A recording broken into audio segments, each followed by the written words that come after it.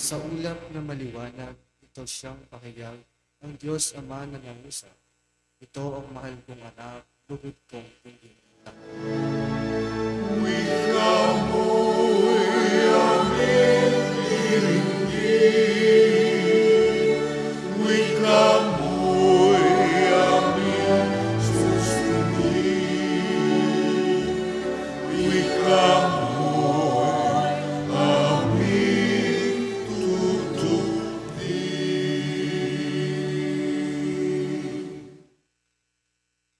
Sumainyo ang Panginoon. At sumayin.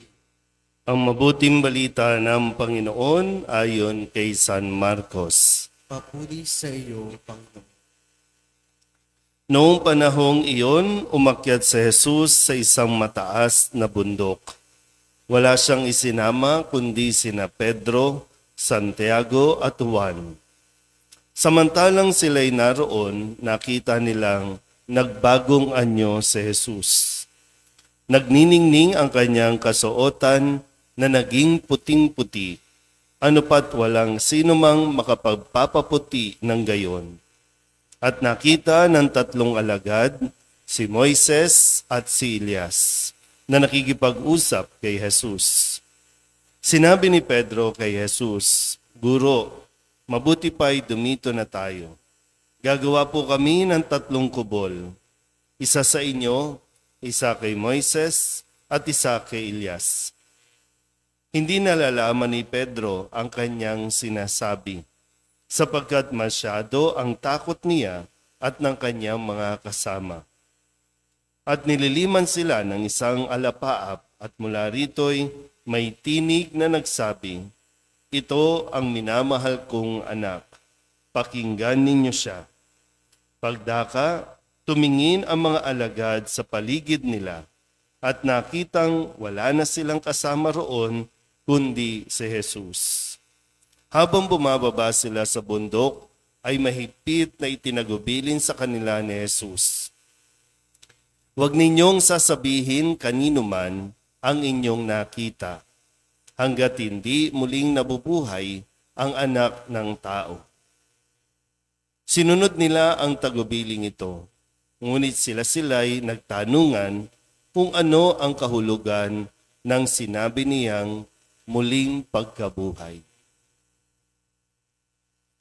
Ang mabuting balita ng Panginoon. Pinupuri ka namin, Panginoon sa Kristo. Magsiupo ka. Isang mapagpalang umaga po sa inyong lahat. Tayo po ay nasa 2nd linggo ng ating 40 araw na paghahanda para sa Pasko ng Pagkabuhay. Muli, ilagay natin ang ating kondisyon, ang ating pong mga sarili, lalong-lalo na spiritually, ihanda ang sarili at tayo po ay naglalakbay patungo sa pagdiriwang natin ng Pasko ng Pagkabuhay. So, binabalik tayo muli sa kung paano nagsimula at kung paano ito pinaghandaan din ni Jesus. Pero maging si Jesus ay talagang puspusan ang kanya pong paghahanda dahil hindi madali itong gagawin niya para sa atin. Magsasakripisyo, iaalay niya ang kanyang sarili para sa atin. Ganon tayo kamahal ng Diyos. Kaya nawa, sa bawat pagdiriwang natin, ngayon at sa nakalipas na linggo at sa mga susunod pa, lagi natin ilagay yung ating po mga sarili na tayo ay naglalakbay para mas matulungan tayo na maunawaan at makapasok tayo sa liturhiya, makapasok tayo sa mensahe na inihahatid sa atin ng bawat linggo. Mabalikan po natin noong nakalipas na linggo, tayo po ay dinala kung nasaan si Jesus, dinala tayo sa isang disyerto o sa isang ilang na lugar at doon ay 40 araw siyang tinukso-tukso ng demonyo. Kamusta po ba yung unang linggo natin? Nakaranas ba tayo ng panunukso? Naging matibay ba tayo o naging mahina tayo at bumigay tayo sa mga tuksong umaligid sa ating buhay. Para lang madistract, para lang masira yung ating pong concentration na tayo po ay naglalakbay ng 40 araw. Sabihin niyo nga po sa katabi ninyo, magpakatatag ka.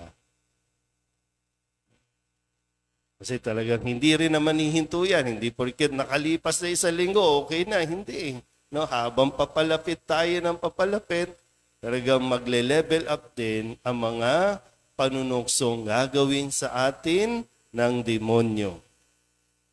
So, yung nangyari sa ilang, ipinakita sa atin doon na kayang-kaya namang mapagtagumpayan ang anumang tukso na iaalok sa atin ng demonyo. Kayang-kaya. Basta't magpakatatag lang tayo, no?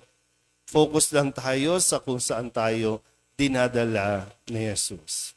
So yung unang linggo, andun tayo sa disyerto.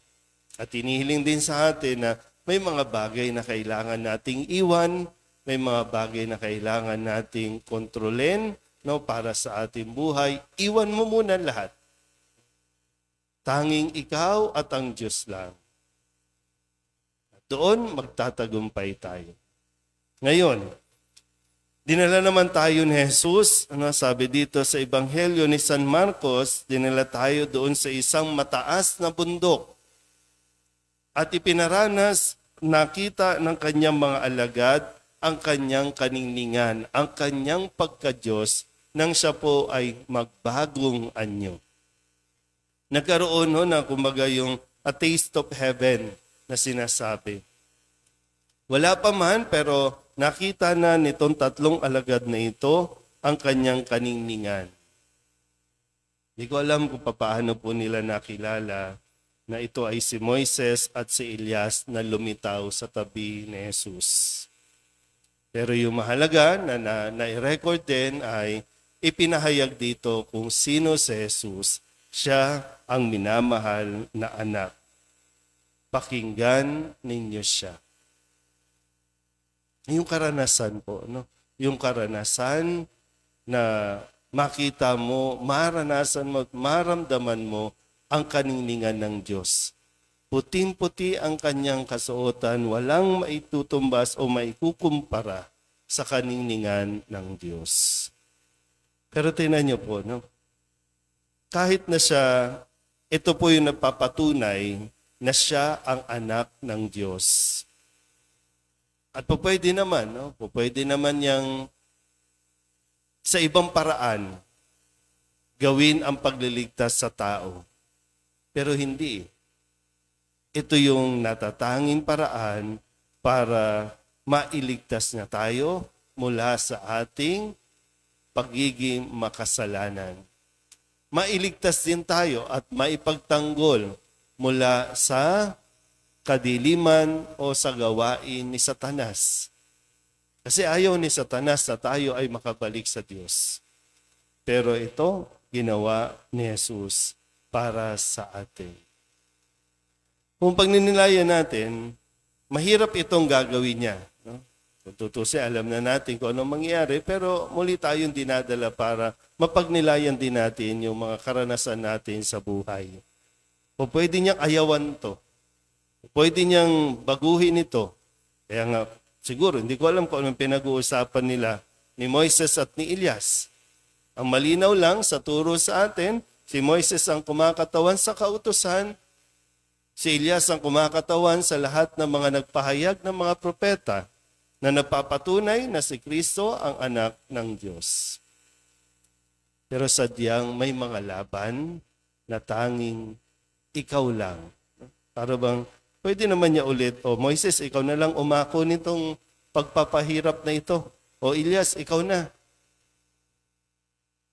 Hindi naman, nagbagong anyo ang si Jesus, naging Diyos yung kanyang kaningningan, pero siya pa rin ang umako ng kasalanan ng mundo. Napakahirap, pero siya lang. Marahil sinasabi sa atin, no? So, hindi ko alam kung anong sitwasyon nating lahat ngayon. Pero panawagan siguro, no, ialay natin sa Diyos ang lahat ng ito. Lahat ng hinahawakan natin o pinangahawakan natin, lahat ng nangyayari sa ating buhay, ialay mo sa Diyos. Ialay mo bilang pagsasakripisyo din o pagpapakasakit at tandaan mo, ikaw lang yan. Kailangan nating akuin ito at tayo lang ito. Hindi natin kinakailangan ipasa sa iba kasi ayaw na. Yung sakit mo, yung sakit mo, ikaw yan. Huwag mo na ipasa sa iba. Huwag mong ayawan na. Yakapin mo na yan at yan yung magiging handog mo para sa Diyos. Na kahit anong hirap na dinaranas mo, maintindihan mo rin na hindi ka naman nag-iisa sa laban na yan. May kasama ka. Pero hindi ibig sabihin na ibigay mo na sa iba, ipasa mo na sa iba. Ikaw yan at ikaw lang. At matutuhan din nawa natin na sumunod sa Diyos kahit anong hirap ng ating pong pinagdaraanan. May mga pagsubok na tayo lang ang dapat na humarap, pero mahalaga na mayroong mga suporta sa paligid natin. Yung mag-i-encourage kung sakaling nalalabuan tayo, kung sakaling pinanghihinaan tayo, mahalaga po na mayroon mga tao sa paligid natin yung mag-i-encourage para tayo po ay magpatuloy. Lalong-lalo na, ipinakita sa atin Jesus at ipapakita pa sa mga susunod kung gaano tayo kamahal at kung gaano tayo inaalalayan ni Jesus para makarating tayo hanggang sa dulo. Amen?